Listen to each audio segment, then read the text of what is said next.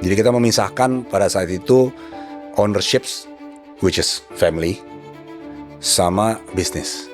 So we build business, we run the business, tapi nggak harus running the business juga. We can stay as the owner, does not means we have to run the business. Pada saat saya masih justru di bawah, saya bilang ya udah kalau gitu saya narik deh.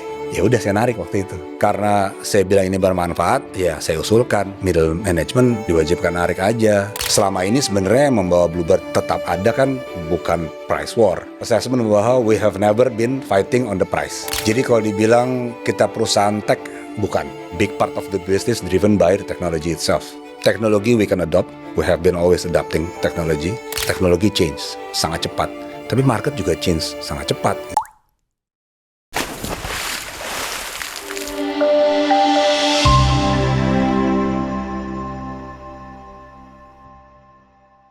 Thank you udah kembali menyaksikan VVIP.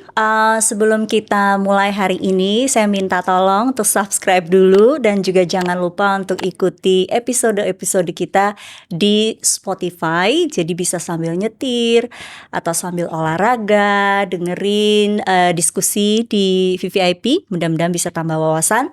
Dan hari ini tentu saja ya, kita bicara tentang Indonesia Emas 2045 dan kalau kita bicara tentang kekuatan ekonomi kita di 2045, seringkali pikiran kita hanya tertuju pada angka pertumbuhan ekonomi atau misalnya investasi maupun teknologi baru.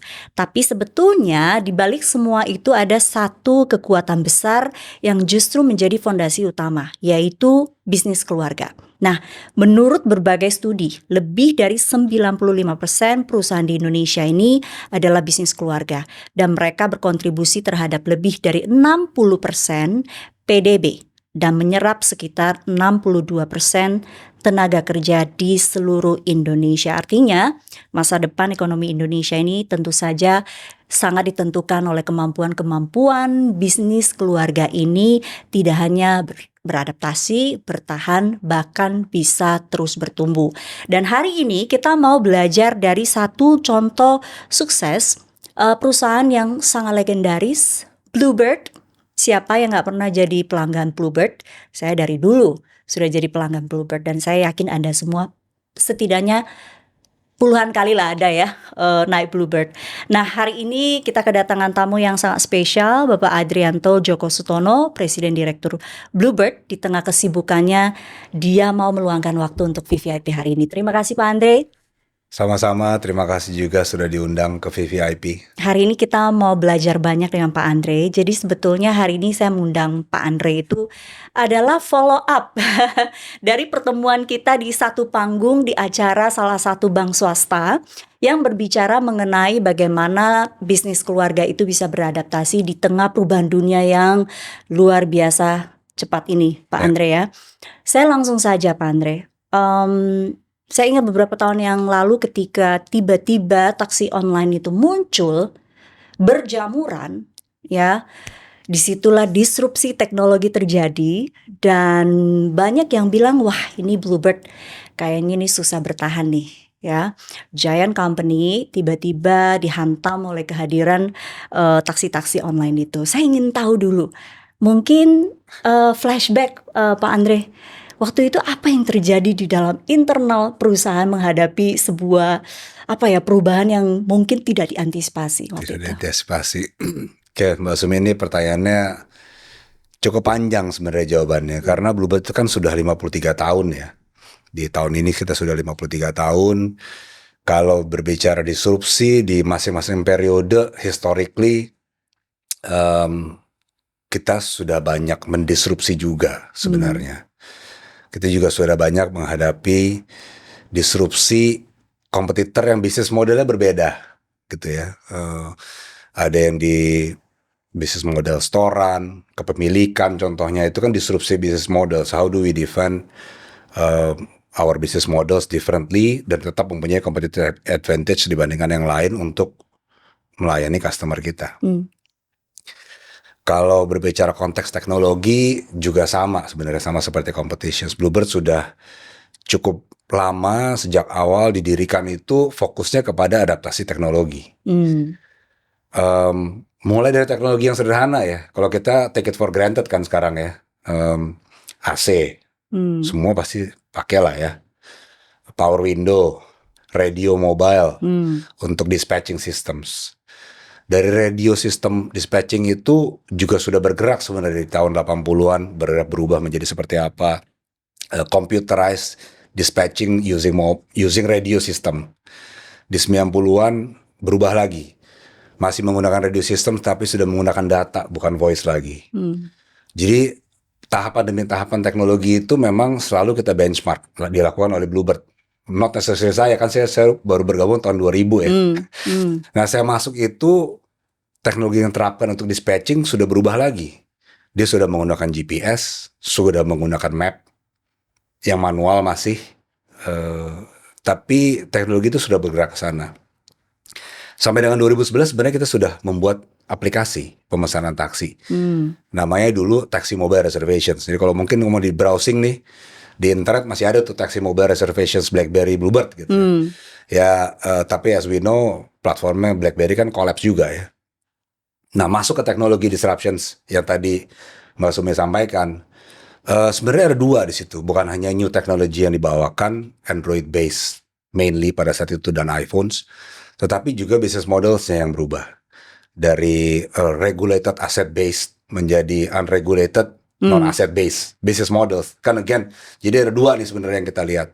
Nah apa yang terjadi di internal ya sama seperti competition landscape sebelumnya, kita reassess what's our business model, what's the competitors business models, what's the value propositions di antara perbedaan ya. Apa value propositions yang berbeda saat itu sampai dengan sekarang pun kita lakukan terus reassessment. Tadi business models ya, asset based non asset based, terus value propositionsnya, apa yang kita utamakan di kita, apakah it's a pricing value, apakah service level, safety comfort, yang selama ini sebenarnya membawa Bluebird tetap ada kan, bukan price war. Setuju. Di previous competitions mungkin Mbak Sumi ingat, pemirsa juga ingat, ada yang namanya tarif atas, tarif bawah. So kita selalu ada di tarif atas karena value proposition kita dengan tarif yang lebih atas, we can serve better. Bahwa itu berarti bukan untuk semua market, ya memang begitu kita define. Tapi menjadi assessment lagi kembali apakah pricing point kita masih sesuai dengan service level kita. Karena itu kan harus ada value yang menjustify the different pricing point. Jadi itu kalau masalah pricing ya. Apalagi kalau berbicara di awal masuk, pricing pointnya kan jauh sekali bedanya ya. Ya. Banyak yang beralih juga sebetulnya. Ya, karena wajar. tergiur dengan harga yang jauh lebih murah kan. Wajar itu kan pasti ada disrupsi dari situnya kan, dari sisi pricing point. Nah kita sudah tahu tuh assessment bahwa we have never been fighting on the price. Tapi itu menjadi introspeksi, reassess bahwa berapa seharusnya yang harus kita taruh untuk sustainability of the business. Kalau kita sudah ngikutin nggak punya power untuk burn, ya kita burn beneran, bukannya investment to burn, tapi kitanya yang terbakar gitu ya. So we reassess, we cannot join the price war. So we reassess our value propositions. Nggak boleh berubah. Technology wise, BlackBerry collapse, ya kita reassess, ya kita gunakan yang baru. So we build our Android based and iPhone based aplikasi juga gitu ya. Karena awalnya kita sudah punya backbone-nya, tinggal kasarnya mengganti platform depannya BlackBerry based menjadi yang lain, sehingga terkesan semua orang kaget kok cepat. Ya karena memang tinggal front end yang kita bikin. Back end-nya masih menggunakan back end yang sama. Gitu kira-kira sih in short pada saat itu. Business model pun kita lihat asset based, non asset based. Ya kita memilih dengan value propositions kita aman, nyaman, control, uniformity, kesamaan kendaraan, layanan dan sebagainya, kita memilih asset control based. Jadi itu tetap merupakan pilihan sih sebenarnya. Yang waktu itu kita lihat perlu untuk mendukung sustainability of the business ke depannya. Karena value propositions kita beda. Gitu. Tapi ketika membuat keputusan itu ada nggak sih hambatan-hambatannya ketika misalnya oke, kita mau perang di mana nih? Kita mau perang di bagian harganya atau kita mau balik lagi ke strength-nya kita, value-nya kita, Ya, nyaman dan aman. Jadi tetap ya, berpegang pada itu gitu. Jadi nggak kan kadang-kadang gini, orang berbisnis terus kemudian kompetisinya tiba-tiba muncul, panik, ya, mengikuti kompetitor aja ya, gitu. ya, Nah, ya. pada saat itu seperti apa? Ada keraguan seperti itu nggak? Eh, nggak ragu sih soal value-nya. Hanya tadi kita mereassess value Oke. yang kita offer ini. Kalau teorinya itu kan ada istilah namanya willingness to pay. How much customer willingness to pay extra for the service level yang kita berikan. Um, jadi kita tetap mereassess bahwa, well, teknologi we can adopt. We have been always adapting technology. Pricing war, kita tidak pernah ikut pricing war. Dan I think at that time kita hanya tinggal berpikir kapan dia habis dananya untuk promotions kan. To switch back to sustainability business. So I think that was the considerations bahwa value proposition yang nggak boleh berubah. Ya kita coba bertahan dengan mengexpand businesses yang lain juga. Kita juga mereassess apps of customer front face-nya. Makanya kita launch My Bluebird. Jadi dulu namanya TMR, Taxi Mobile Reservations. Kita rubah aplikasi kita namanya jadi My Bluebird. Ya. Dari situ mulai berubah tuh. Perceptions terhadap bahwa kita punya dan tidak punya, ada yang mungkin dulu tahu dan tidak tahu, tapi anyway ada persepsi juga bahwa kok instan kan tadi saya bilang nggak instan karena itu front end aja. Jadi kita hanya butuh waktu untuk mengganti front end dengan yang baru Android based. Itu sih. Pak Andre, kata Pak Andre ini kan disruption teknologi ini bukan sesuatu yang baru, udah beberapa kali lah terjadi gitu. Tapi makin kesini dunia kan berubah banyak luar biasa. Luar biasa. Cepat ya. Mungkin Time frame-nya ini yang susah baru keluarin ditebak. aplikasi apa gitu ya. Mungkin setengah tahun lagi udah nggak kepake lagi gitu misalnya. How you catch up dan how the management, the employee mindset dan cara mereka bekerja itu bisa catch up dengan perubahan yang luar biasa banget cepatnya. Jadi kalau dibilang kita perusahaan tech, bukan. Tapi kita selalu sudah punya IT department yang memang dulu menjadi supporter. Periode awal menjadi support of the business. Lalu dia berubah, IT-nya berubah menjadi enabler of the business. Sekarang sudah lebih hybrid, sudah lebih menyatu bahwa big part of the business driven by the technology itself. Oke. Karena My Bluebird sekarang bukan hanya reservasi, tetapi sudah menjadi platform untuk mendapatkan services kita yang cara layanannya juga bisa multiple gitu ya. Jadi kalau taksi bukan hanya dengan argometer, tetapi juga bisa fixed price, bisa jam-jaman juga.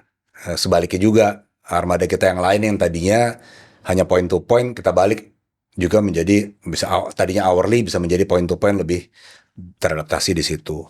Kita connecting juga dengan aplikasi-aplikasi lain menggunakan platform tadi itu. Jadi men-switch dari tadi supporter, enabler menjadi part of business driven growth. Catalyst lah ya. Oke. Tadi saya bilang ketika taksi online itu baru muncul, memang banyak orang tergiur sama harga murah. Yeah. Banyak beralih. Tapi pada akhirnya balik lagi cari yang nyaman dan aman, dan itu ada di Bluebird. Ini bukan promosi ya. Itu memang pengalaman nyata begitu ya. Juga teman-teman di sekitar juga kalau saya ajak ngobrol tuh pasti ada seperti itu pandangan mereka. Yeah. Apakah itu yang kemudian membuat Bluebird berhasil beradaptasi dengan perubahan itu? Artinya tetap memegang core value ketika Bluebird itu dibangun, itu yang kemudian membawa Bluebird itu berhasil beradaptasi dan survive gitu. Iya, saya pikir semuanya penting. Tadi kita kan memang memilih untuk what has brought us here atau back then adalah value propositions yang memang consistently lebih berbeda dengan yang lain. Ada yang baik, tapi kita lebih konsisten aja sih sebenarnya untuk memberikan value propositions itu. Itu pertama. Tapi adaptasi teknologi yang juga sebenarnya kalau versi kita internal nggak cukup cepat sih. Tadi sempat bilang teknologi itu berubah cepat ya. Ya. Tetapi cukup cepat di waktu yang bisa diterima lah ya oleh customer. Tetapi memang paket semua itu stay relevant. Jadi kalau tadi mengacu kepada bisnis yang lain, orang pemilik bisnis yang lain, sebenarnya pertanyaannya adalah kalau di Bluebird kan menyatakan ya market kita pasti masih relevan nggak dengan value propositions aman nyaman at this pricing point, at this teknologi untuk mendapatkannya.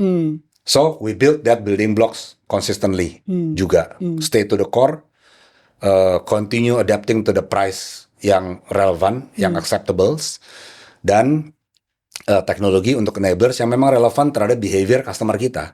Walaupun ini segmen customer kita, tapi kan setiap tahun tadi karena teknologi, karena perkembangan behavior itu kan berubah. Ya dulu mayoritas itu tidak melalui reservasi untuk mendapatkan layanan Bluebird. Kalau sekarang mayoritas itu sudah lebih dari 50%. Ya, mayoritas itu sudah bergerak melalui reservasi. Ya, My Bluebird itu paling banyak. Lalu ada other channels, ada seperti call center, seperti partners channels kita juga. Kan kita collab dengan others. Jadi itu menjadi, kalau di total ya lebih dari setengahnya sudah melalui channel reservasi. Jadi itu yang kita bilang berubah memang. Customer-nya kita tuh memang berubah. Dari tadinya hanya sebagian yang pesan terus mendapatkannya di jalan, menjadi tunggu aja dalam rumah atau dalam kantornya, pada waktunya baru dia jalan keluar. Walaupun demikian masih cukup banyak kan berarti yang mendapatkan taksi Bluebird secara spesifik dari non reservasi. Karena kita juga punya offline channels untuk mendapatkan taksi itu. Tadi Pak Andre ungkit soal kolaborasi. Kenapa merasa collab itu penting? Kan banyak juga ya bisnis family yang merasa ya itu kan kompetitor gua gitu. Kenapa gua ajak kerjasama, bukannya membahayakan saya gitu kan? Kenapa merasa ya ini udah saatnya harus collab gitu, nggak bisa gitu kita sendiri gitu? Tadi kan ada satu pricing point, ada satu advantage dari kompetitor kita yang kita tidak bisa ikutin kan, which is the price war. Jadi by joining the networks, we got the extra demands without burning our own money yang nggak ada to burn. So that was the decisions. While we building our technology upgrades to stay relevant to the new market. Kolaborasi itu satu keputusan datang dari mindset yang harus berubah, atau ya udah ini tuntutan bisnis mau nggak mau gitu, atau memang juga butuh sebuah mindset yang berubah untuk melihat kolaborasi itu satu kekuatan? Iya, jadi pada saat disrupsi itu kan 2014-2015 dimulai, kita reassess. Tadi kan saya bilang kita selalu setiap periode itu ada reassessment, reassess our strategy, value propositions, product, services, dan lain-lain. Dan itu termasuk strategi bagaimana dalam 3-5 tahun ke depan what we need to do, and collaboration was the answer part of it. So based on that ya kita jalan. So apa arti kolaborasi? Ya kita siapkan teknologi bukan hanya untuk kita keep up, tetapi teknologi yang juga bisa connecting with others. Awalnya itu yang kita siapkan. Nah karena kita menyiapkan itu, ya bisa akhirnya connect dengan siapapun. Intinya sih itu ya, kita mulai bicara lah dengan yang lain untuk bisa collab yang lain. Kita bukan satu-satunya yang collab dengan kompetitor pada saat itu. Sebenarnya perusahaan lain juga ada yang kolaborasi. Jadi kolaborasi alone belum tentu menjadi solusi tunggal. Kita maksudnya di Bluebird itu salah satu steps ya yang harus dilakukan dan memang distrategikan pada saat itu untuk memperluas demand. Jadi istilahnya kalau kita agnostic of demand itu boleh dari mana saja. Dari pinggir jalan boleh, dari rumah boleh, dari kantor outlets kita boleh, dari outlet mass hub juga boleh, commercial building dan lain-lain, termasuk digital channel akhirnya kan. Bagaimana mengartikan kalau di offline channel itu kita ada di mana-mana, ya di online kita ada di mana-mana juga. Jadi opsinya sebanyak mungkin Sebanyak mungkin untuk pelanggan. kita bisa connecting. Dan kan bukan hanya dengan satu competitors kita collapse. Ya. Pak Andre tadi bilang 2000 baru mulai masuk ke dalam Iya, manajemen. Boleh cerita sedikit nggak sebagai generasi ketiga? iya. Bagaimana akhirnya dipercayakan posisi tertinggi untuk mengelola Bluebird? Awalnya ceritanya gimana sih? Masuk-masuk udah dapat posisi, ya kan? Iya. Karena anaknya owner mungkin. Iya. Atau sebetulnya disuruh mulai dari nol banget gitu, trainee dulu atau apa gitu? Yes. Well, again, family udah cukup lama journey-nya, udah lebih dari 20. Berarti saya masuk itu tahun 2000, berarti kan 28 tahun udah. 28 tahun. Jadi generasi pun juga sudah 2 generasi yang running. Sebenarnya generasi pertama dan generasi kedua di Bluebird itu start the business together sih. Jadi kita di generasi ketiga sebenarnya tumbuh berkembang itu merasakan sebagian dari kita merasakan even dari awal gitu ya berdiri. Saya mungkin udah masuk mid year karena ya age-nya kan beda-beda di generasi ketiga. Jadi berkembang pembahasan, diskusi, banyak patah zaman itu. Wah, kalau generasi pertama mendirikan, generasi kedua mengembangkan, generasi ketiga habis. iya, menghancurkan gitu, Ada kutukan menghabiskan, seperti itu. ya kan? Jadi kita pelajari, kita terpancing untuk mempelajari why it's happening gitu, why it's happening. Dan itu terjadi sudah tahun 90-an. Jadi saya waktu itu sambil kuliah pun juga terlibat family discussion, sudah cukup intens. What are we gonna do? Jadi kita termasuk generasi ketiga yang also growing the company. Jadi sebenarnya kutukan istilahnya kekayaan tidak akan melewati 3 generasi itu jadi bahan refleksi juga ya? Oh iya, jelas. Jelas. Kamu setuju itu kutukan atau sebetulnya bisa dijelaskan secara logis? Why ada istilah seperti itu muncul? Saya nggak bisa ngomong di luar Bluebird ya. Tapi yang pasti di keluarga kita itu meng-acknowledge sebagai sesuatu yang can be prepared for the succession planning of the company, continuity of the sustainability and continuity of business, and then what about the family? Jadi kita memisahkan pada saat itu ownerships, which is family, sama business. We have to choose. Kita mau jadi family business atau business family. So it's different. Bedanya gimana? Kalau family business, you run it as a family. Okay. So that means successions running based on family successions. Jadi semua isinya keluarga semua yang menjalankan. Kalau if you kan ada juga yang berhasil. Oke. Jadi kita pelajari banyak ya. Tetapi kita memilih based on our situations and conditions dan juga landscape.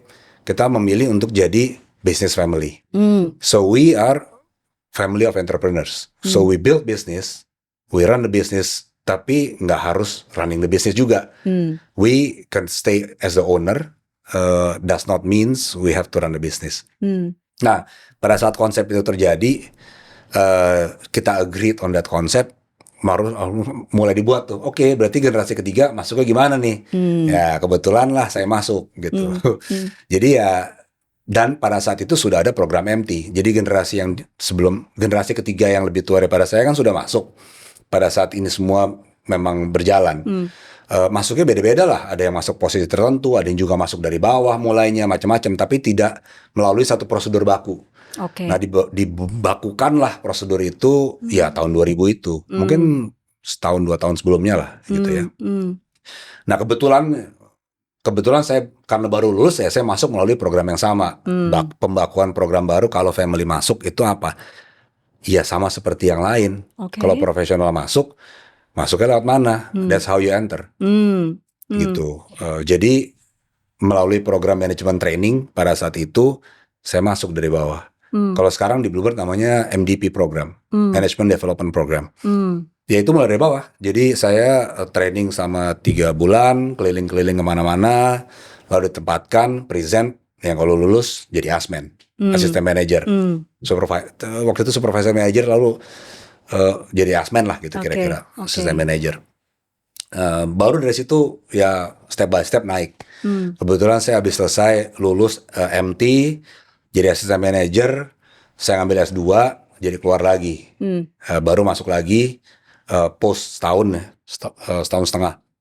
Kayak postpone, lalu masuk lagi. Ya sama seperti yang lain, kalau cuti panjang atau sekolah bisa masuk lagi dan level S2 seperti apa, jadi dimasukin lagi gitu. Manager, mulai masuk manager, lalu ada opening job apa, saya mesti present, lalu jadi ya, career terus. path-nya ya kurang lebih ya sama aja sama pegawai lain. Nggak ada yang lompat lah pokoknya. Nggak ada yang tiba-tiba dari asmen jadi apa gitu. Satu persatu tangganya ya saya climbing the professionals ladder. Oke. Itukah yang membedakan family business dengan business family di tata kelolanya yang lebih profesional, atau kita sebutnya apa ya? Iya, kalau family business bisa juga mereka melakukan yang sama kan. Tetapi mungkin lebih mengedepankan ya family harus semua kerja di sana, running di sana mungkin ya. Saya udah terlalu lama, itu lebih dari 25 tahun kan itu base case-nya. Tapi kita memilih bahwa continuity, sustainability itu harus di-run bisnis, maka bisnis harus di-run professionals. Kita punya pilihan, siapa yang nge-run? Professionals ya dipilih secara profesional, di-assess secara profesional. Jadi saya pun setiap naik itu presentasi dan di-assess juga. Kalau dulu, kalau level tertentu ya in-house assessments, lalu pada tahap tertentu saya juga melalui external third party assessments, gitu. Dan ya itu memang berlaku terus mulai saat itu.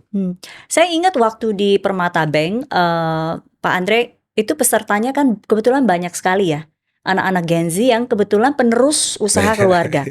Dan hampir semuanya curhat yang sama. Gimana caranya mendapatkan kepercayaan dari orang tua supaya bisnisnya mau diserahkan kepada kita. Nah, ada masalah kepercayaan. Nah, saya ingin tanya Pak Andre, pengalamannya udah 25 tahun lebih gitu ya.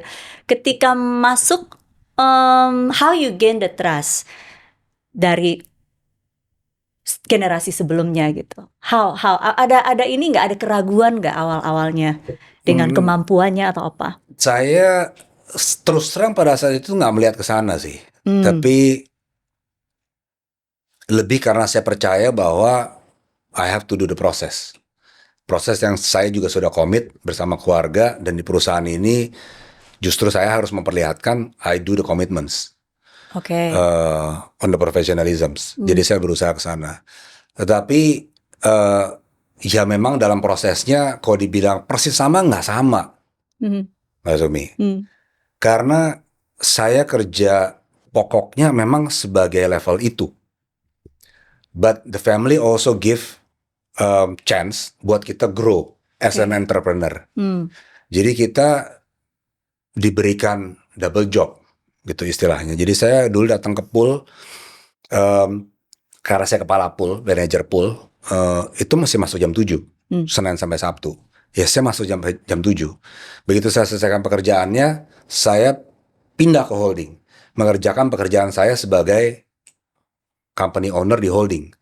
Jadi saya waktu itu dikasih kesempatan buat perusahaan, akuisisi perusahaan, ngerunning perusahaannya juga. Tetapi di 9 to 5 atau 7 to 5-nya itu saya doing professional management gitu. Jadi itu yang mungkin berbeda track yang sama yang lain. Ya I got more workloads untuk memastikan juga dari family melihat bahwa ya bukan hanya professionalism, do you have the entrepreneurship atau enggak sih, salah satunya kan. Makanya bukan hanya saya, yang lain juga semua generasi ketiga dikasih kesempatan juga untuk running businesses di luar PT Bluebird juga sih waktu itu. Ada yang gagal, ada yang sukses juga gitu. Tinggal membuktikan diri saja siapa yang bisa gitu ya. Ya tadi kan kembali ke pertanyaan generasi muda. Ya kalau dibilang ada nggak sih greget pada saat itu, kata pada umur segitu ya? Iya, makanya saya take the challenge juga bahwa I'll do the steps yang harus dilakukan. Saya sebagai kapul saya lakukan, tetapi saya juga terima challenge bahwa I can be entrepreneur, I can build the business. Dan kalau saya gagal, I will review why. And then the next thing, kalau ada lagi, saya akan coba lebih perbaiki. Jadi 2 tracks yang saya lakukan. Professional leader tracks sama entrepreneurship tracks. Dan itu menurut saya proses yang sangat panjang sih sebenarnya. Oke. Jadi karena mungkin saya juga terlihat terlalu eager gitu ya. Jadi ya memang akhirnya family juga dan yang lain juga banyak yang eager. Generasi ketiga saya juga banyak yang udah running business aja deh gitu kan. Kebetulan saya milih dua-duanya in parallel. Ya mungkin itu menjawab sedikit banyak bagaimana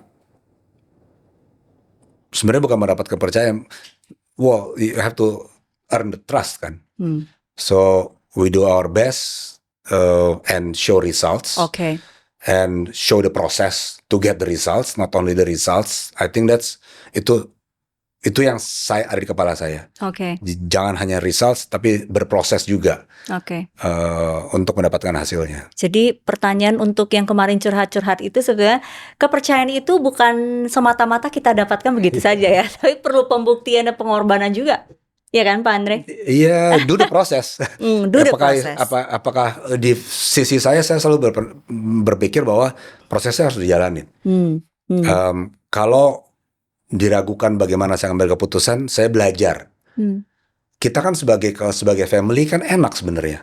We can access the generasi yang sebelum kita, the founder atau co-founder yang sudah build the business, run the business. Kita punya akses itu sebenarnya lebih dari yang lain. Accessibility ya. Kasarnya kita makan malam bisa nanya gitu. Take that advantage kalau saya.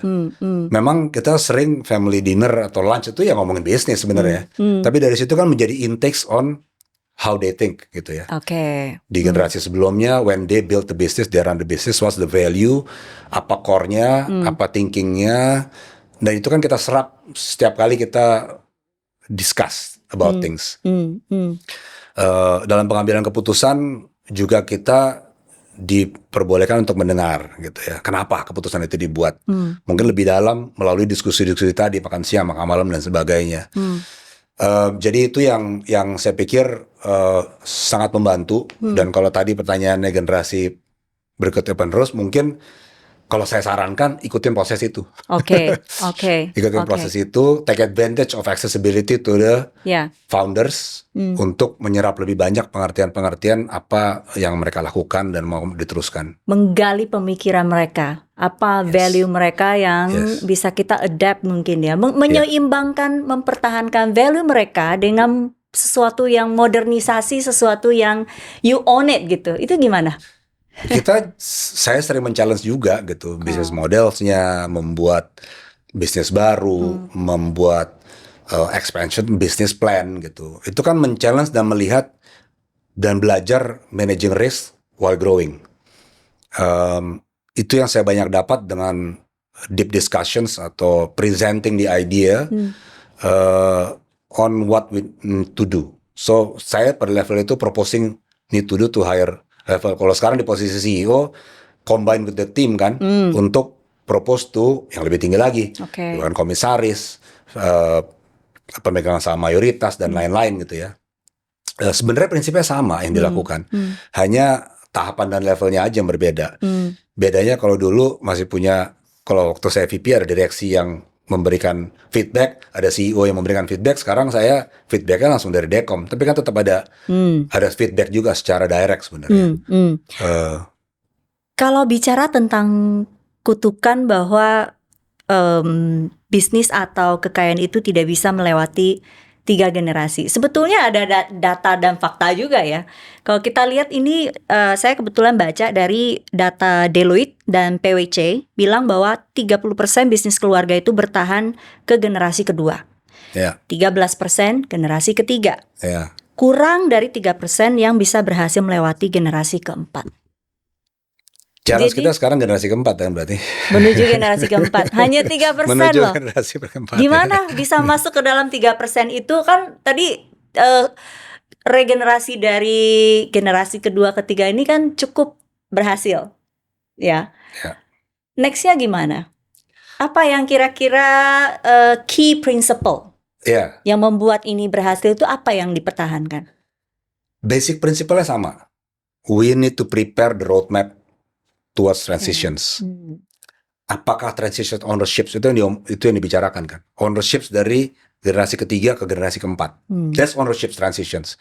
Tapi business transitions itu kan successions management dari company-nya. Itu juga memerlukan persiapan. Bagaimana saya mempersiapkan next CEO leaders, Yes. directors leaderships dan sebagainya. Jadi itu dua track yang harus paralel, tapi terpisah antara ownerships dengan management. Leadership dan value. Saya ingin tanya Pak Andre, apa value atau leadership yang Pak Andre pelajari dari generasi sebelumnya yang tetap dipegang dalam menjalankan bisnis Bluebird? Leadership seperti apa? Value seperti apa? Banyak ya. Kalau dari awal, karena saya co-founder itu kan ya saya growing dari kecil. Jadi melihat satu, mereka selalu menekankan servant leaderships. Bagaimana kita yang justru melayani semua sebanyak mungkin supaya yang bekerja itu bisa lebih mind free, lebih lancar. Mindsetnya ke sana. Bagaimana kita memikirkan frontliners itu bekerja dengan lebih mindful. Yang mendukung frontliners, berarti back end itu mendukung pekerjaan frontliners supaya lebih mudah, lebih efektif, lebih efisien. Itu tugasnya leaders. Itu yang saya selalu diajarkan oleh para co-founder. Dan itu juga yang selalu dipikirkan, karena kan saya growing di in between, atasan saya juga bukan family kan.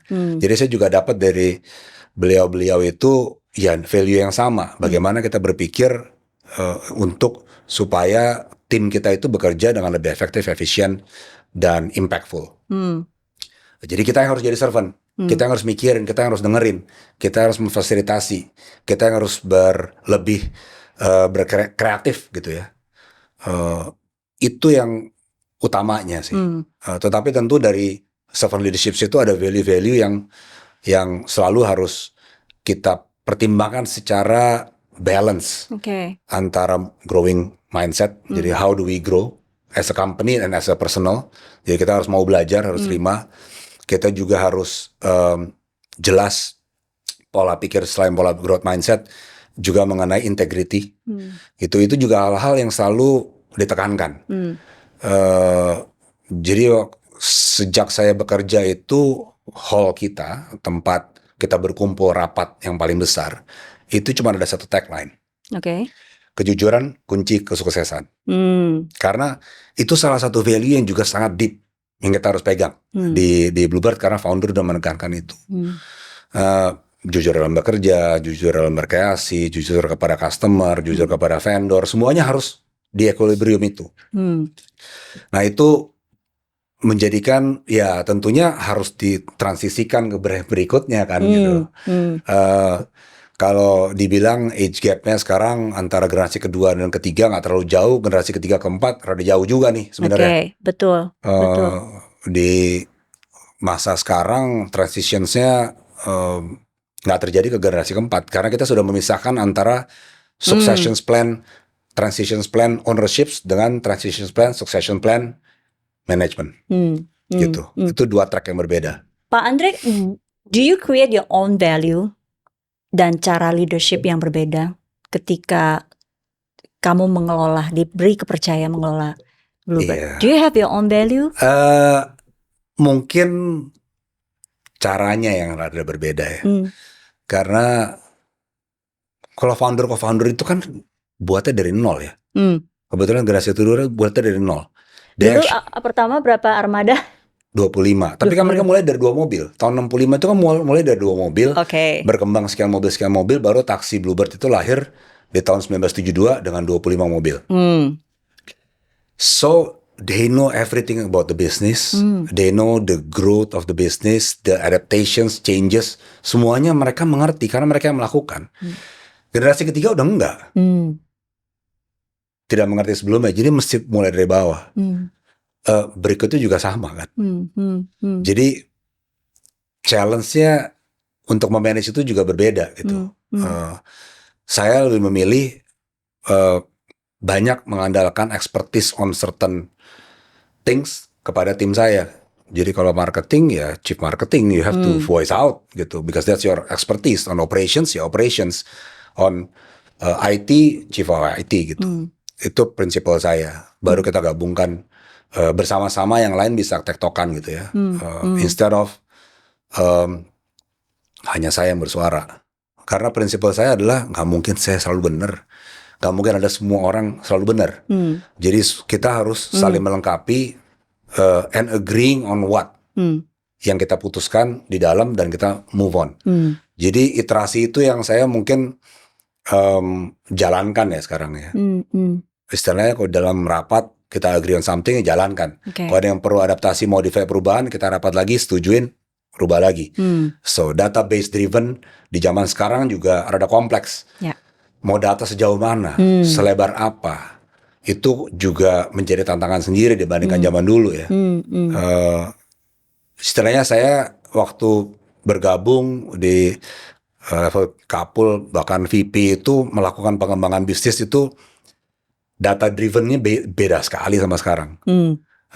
Data yang kita collect ada yang sama, tapi banyak yang berubah, banyak yang berbeda dengan yang sekarang kita lakukan.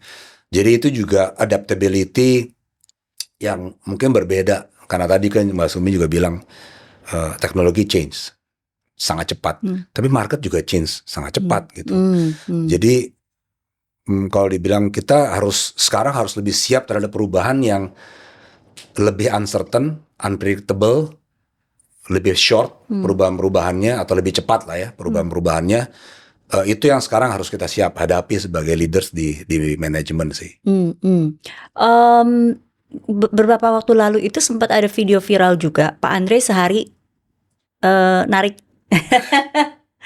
narik customer ya kan, terus ada manajer juga ya kalau nggak salah yang sehari narik gitu.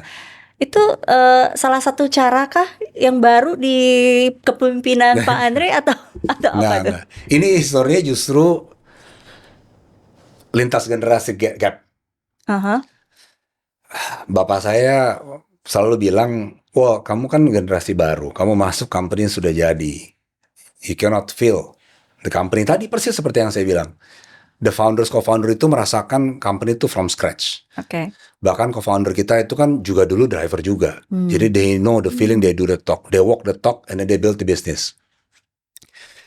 Jadi ceritanya setelah saya MT itu tadi, saya tetap mendapat itu terus berulang-ulang.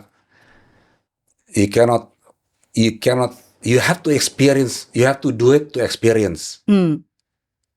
Kamu nggak pernah bisa ngerasain itu karena kamu nggak melakukannya. Jadi pada saat saya masih justru di bawah, saya bilang ya udah kalau gitu saya narik deh. Ya udah saya narik waktu itu. Setelah saya balik, saya bilang saya agree. When you do it, you experience it. Then you can think apa perbaikan yang harus dilakukan untuk membuat mereka lebih mudah, lebih efektif dan lain-lain. Jadi lesson learned saya pertama adalah bagaimana driver itu kesulitan menemukan mobil. Kesulitan kedua nih setelah nemuin mobil, bagaimana keluar kantor cabang kita kan namanya pool. Belok kiri atau belok kanan? Oh ya? Oh iya dong. Kan ada dua pilihan, belok kiri atau belok kanan. Mau kemana arahnya? Kan nggak ada yang nentuin. So that's first lesson learned. Untuk keluar aja, seorang driver itu sudah harus menentukan sendiri arahnya kemana. Jadi kita balik ke manajemen. Saya bilang, kita harus bantu dia mikirin. Cari driver yang pinter, yang jago, tanya knowledge-nya apa, lalu kita jadikan mentorships. Melanjutkan. Jadi mentorship saya itu bukan hanya bagaimana sampai ke detail seperti itu. Nah akhirnya karena saya bilang ini bermanfaat, ya saya usulkan middle management diwajibkan narik aja. Gitu akhirnya ceritanya. Jadi mulai tahun 2000-an pertengahan itu kita sudah memang diwajibkan narik secara berkala. Jadi bukan cuma sekedar dengar laporan doang ya. Kalau laporan kan nanti bisa asal Bapak senang. Apalagi zaman itu kan teknologi yang kita gunakan di kendaraan ya teknologi mobilnya kan. Sama dispatching yang sederhana. Betul. Sekarang kan sudah pakai handphone yang canggih. Jadi kalau Kita nggak merasakan menjadi driver untuk ngecek ini, order itu, fitur ini, fitur itu yang cukup semakin kompleks. Nggak akan berpikir untuk bagaimana membuat lebih sederhana. Itu baru yang taksi, belum yang rental, belum yang bus. Bus lagi berapa macam, ada yang charter, ada yang segala macam. Itu tantangannya beda-beda. Jadi untuk lebih berat menjalankan jadi driver apa lebih berat jadi presiden direktur? Saya sih bilang ya, orang paling sabar di Indonesia ini adalah driver menghadapi gila-gilanya traffic Jakarta. Pak Andre, ini saya mentally mau challenging lah ya menjadi Beda driver, ya? selain physical challenging juga ya, berjam-jam harus berada di jalan dengan kondisi yang nggak selalu kondusif ya, Ya. dan unpredictable juga. Bisa tiba-tiba macet total, hujan dan lain-lain ya, ada chaotics, ada kejadian ini kejadian itu di jalan. Menurut saya it's a tough job. Pak Andre, saya rasa Bluebird ini tidak hanya mempersiapkan roadmap untuk generasi berikutnya, tapi saya juga melihat ada visi yang lebih jauh lagi ketika bicara bisnis. Karena saya lihat Bluebird sudah mulai menyiapkan armada EV car, Ya, sampai ada 1.000 ya? belum sih. Belum. Targetnya apa? Tahun ini sih mungkin kita cukup close di 500 lah. Oke, why arahnya ke sana? Jadi waktu itu juga selagi kita re-strategizing, kita juga melihat ada new teknologi coming in. Teknologi yang datang itu kan bukan hanya dispatching systems, apps based dan customer contact, tapi juga tentang kendaraan kita. Jadi pitch deck-nya juga sama. So how do we prepare ourselves for the new technology, which is EV? Karena itu makanya kita launch EV kita itu 2019. Di saat mainly yang menggunakan EV itu masih sedikit. Bahkan di Indonesia bisa dibilang belum ada tahun 2017 waktu kita mulai research ya. Baru 2018 kita execute, 2018 launch gitu. Kenapa? Karena kita melihat ini bisa jadi teknologi untuk masa depan. Teknologi yang juga berkontribusi terhadap lingkungan karena emisinya nol. Itu dulu nih, emisinya dulu nih yang kita fokuskan. Kita belum menyentuh bagaimana source of power, apakah bersih juga dan sebagainya. Jadi ada 3 pilar utama di Bluebird yang memang founder dirikan itu kan mengenai kepedulian. Kepedulian itu berarti ada 3 aspek. Bagaimana good corporate governance, berarti peduli terhadap sustainability of the company. Kedua adalah bagaimana yang kita sebut Blue Corp. Pilar Blue Corp itu sebenarnya G, governance. Lalu ESG lah ya kalau kita bilang ESG. Ya. Jadi sebenarnya value kepedulian itu sudah kita terapkan. Lalu kepedulian terhadap sosial. Dari awal kita founder juga dirikan, value itu juga kuat. Tahun 98 membuat Bluebird Peduli yang memberikan kesehatan gratis, yang memberikan beasiswa. Lalu berkembang lagi karena sebenarnya sudah dijalankan dari sebelumnya, lalu dilanjutkan menjadi wadah. Itu dikembangkan lagi sama Bu Noni. Jangan hanya beasiswa, jadi ada juga Kartini Bluebird contohnya. Itu kepedulian terhadap S ya. Ya. Lalu ada Blue Sky. Blue Sky itu terhadap environment sekitar dan lingkungan lah ya. Makanya ini memenuhi juga yang udah kita terapkan gitu. Zero emissions, let's try to do. Selain teknologinya antara combustion dengan baterai, tetapi juga memberikan zero emissions. Jadi ini kenapa kita harus pelajarin, karena kita tahu mobil itu sangat mahal pada saat itu. So we need to learn one cycles di kita perusahaan transportasi kan punya kendaraan, operate kendaraan berarti termasuk maintenance-nya lalu dijual kan. Jadi itu ada satu cycles yang kita harus laluin. Jadi secepat mungkin kita lalui satu cycles, kita punya pegangan lah ya. Teknologi yang manage gimana, harga belinya gimana, harga jualnya gimana. Dan itu sudah kita lalui satu cycles. Jadi kita sekarang lebih confidence untuk mulai scaling up. Kenapa 500? Karena ya memang kembali tadi value proposition kita kan aman dan nyaman. Kita tidak bisa asal pilih kendaraan listrik yang harganya ya itu gitu. Jadi bukan hanya sekedar harga, tapi kita mau milih kenyamanan yang sama seperti kendaraan yang kita pakai di combustion engine. So the challenge begin there.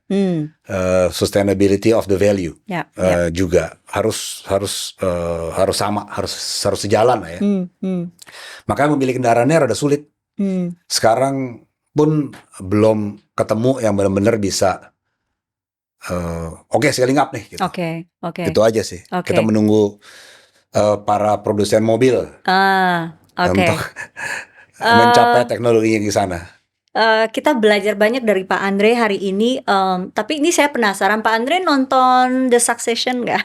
Successions yang series Amerika? Enggak sih sebenarnya. Ada yang nonton nggak? Seru banget ya. Jadi itu itu series yang sangat-sangat populer di Amerika, dan itu menceritakan bagaimana dinamika keluarga. Regenerasi dari generasi sebelumnya ke berikutnya, itu dinamikanya luar biasa. Bluebird gimana? Smooth? Dulu seperti apa? Nggak smooth lah ya. Nggak ya? Nggak smooth. Ada banyak tantangan juga. Iya, banyak dinamika. Karena kan antar generasi sudah berbeda. Person per person juga berbeda. Apalagi kalau age gap lagi gitu ya. Di generasi ketiga aja ada yang masih umur 30-an, ada yang udah 60 gitu kan. Itu kan juga udah age gap yang jauh. Apalagi generasi keempat. Ada yang sudah berkeluarga, ada yang baru lahir. Gitu kan. Age gapnya juga jauh gitu. Nah, jadi menurut saya dinamika itu justru karena kita experience ada dinamika yang cukup banyak, makanya generasi ketiga di kita juga tadi di tahun 90-an itu sudah bersama generasi kedua memformulasikan how do we manage successions of ownerships, how do we manage successions of the business. Jadi two different tracks. Itu sih sebenarnya salah satu jalan keluarnya buat family kita.